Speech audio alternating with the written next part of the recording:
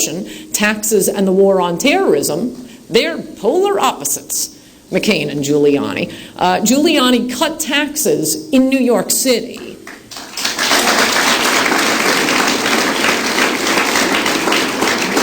And he had to get his tax cuts through the Politburo.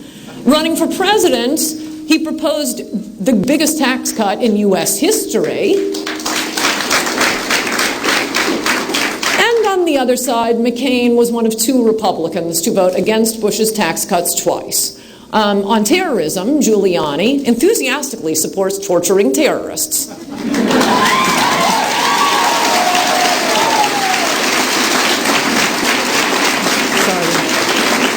Sorry, he supports enhanced interrogation techniques, saying during one of the debates, I would tell the people who had to do the interrogation to use every method they could think of. McCain hysterically opposes dripping water down the terrorists' noses. So why is it so obvious that Giuliani's voters go to McCain? Because even McCain's supporters who assure us, oh, he has this fine pro-life voting record, know that he'll go liberal on the life issues and the other social issues as soon as he doesn't need the Arizona voters anymore. Though McCain is generally pro-life, like I say, compared to Maxine Waters, as his Arizona constituency requires, he voted in favor of the human embryo bill. He voted in favor of experimenting on aborted fetus parts. He uses the lunatic lingo of the pro-abortion set, saying he opposes overruling Roe v. Wade because it would subject women into illegal and dangerous operations.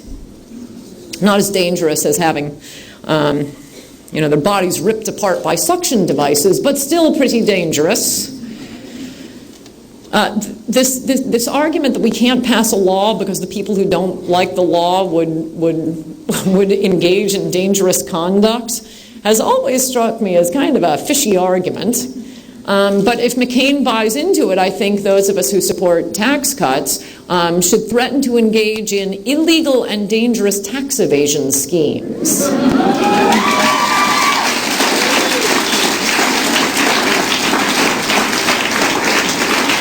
McCain repeatedly lies about being the only Republican to support the surge.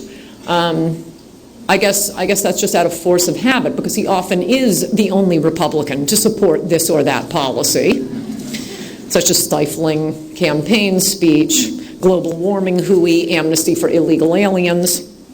In addition to McCain's fantasy that he was the only Republican who supported the surge, basically every Republican supported the surge except John McCain's best friends, about a handful of them. He keeps saying how he was attacked, viciously attacked by Republicans, but he stood up to their attacks. I keep going through LexisNexis from about a year ago to see exactly who was attacking him. And like I say, the only Republicans to vote against the surge were doing it sort of tepidly. There are all these milquetoast Republicans, and they're John McCain's best friends. No Republicans were attacking him. You know who was attacking him? His true friends, liberals, the New York Times. He has confused Republicans with his really good friends, liberals. One thing McCain's true friends, the New York Times editorial board, don't criticize him for is his demand that we shut down Guantanamo, that we stop waterboarding. His true friends don't criticize him for joining Code Pink and calling the Bush administration torturers. His true friends don't criticize him when he libels our miraculous drug companies as crooks. McCain claims he voted against the fabulous Bush tax cuts because he wanted to cut down on spending. These are two different votes. In any event, that's not what he said at the time. At the time, he said he was voting against the tax cuts because they were tax cuts for the rich, and accused Republicans of cutting taxes in the dark. That's like accusing John McCain of keeping his POW status in the dark. Tax cuts are something we tend to brag about. Speaking of keeping things in the dark, why isn't John McCain campaigning on the fact that he voted against the Bush tax cuts? McCain bitterly opposed the two most important measures to keep our economy afloat despite 9/11. Who was it that said that economics was not John McCain's strong suit? Oh, I know, it was John McCain who said that.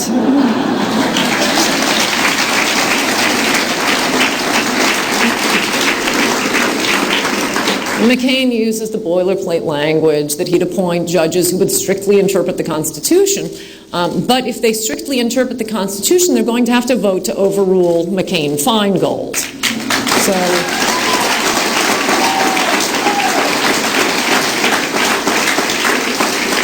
So that's our litmus test for judges. Would you vote to overrule our president's signature legislation? Moreover, I don't think McCain would ever nominate a judge without checking with his good friend Teddy Kennedy. I don't think my girl Hillary is going to listen to Teddy Kennedy anymore.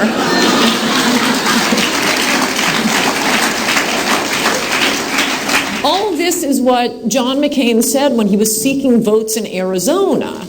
If he were seeking votes from Democrats like Hillary Clinton or Mitt Romney, he'd sound like Ward Churchill.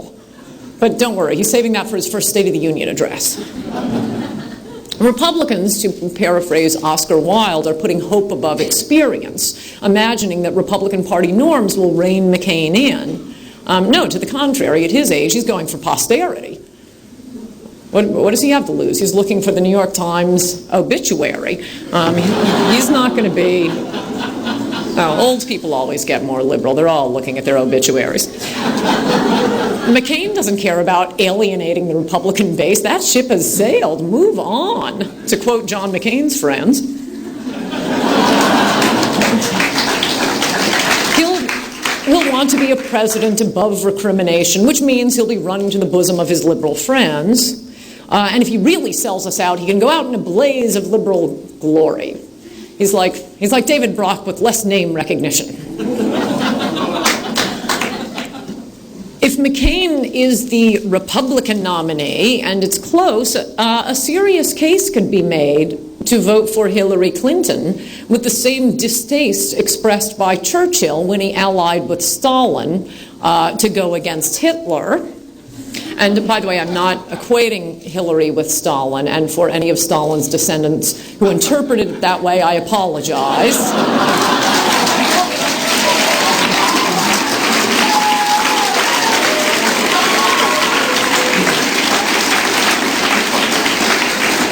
And I'm also not comparing McCain to Hitler. Hitler had a coherent tax policy.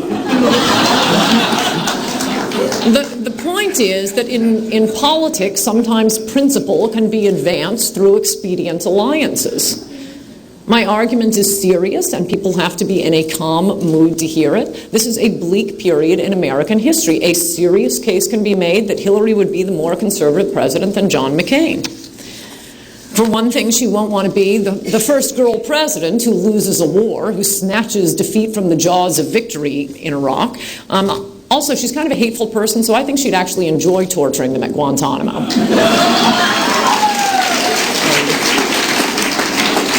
And if you're not clear on Hillary's position on torture, have you ever seen that woman give a speech?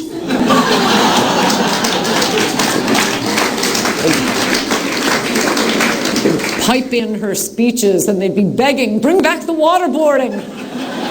Not that laugh. To Republicans who insist I vote for McCain simply in order to stop Hillary, I quote John McCain, who last year said, I'm sure that Senator Clinton would make a good president. Plus, I think I could be a real asset to her campaign. I could help her with that fake accent because I actually know some black people.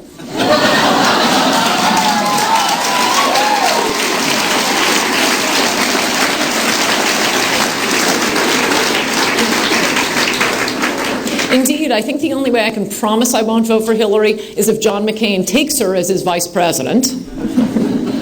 We'll get basically the same policies, but Republicans will take the blame.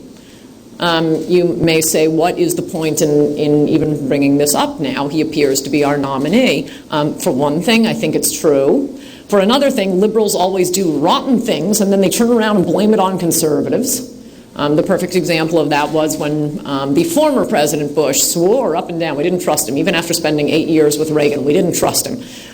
He'd called tax cuts voodoo economics. He promised us, read my lips, no new taxes. And then he raised taxes, and everyone hated him. He lost the election, and we were all told, oh, well, you know, he sold out to the religious right.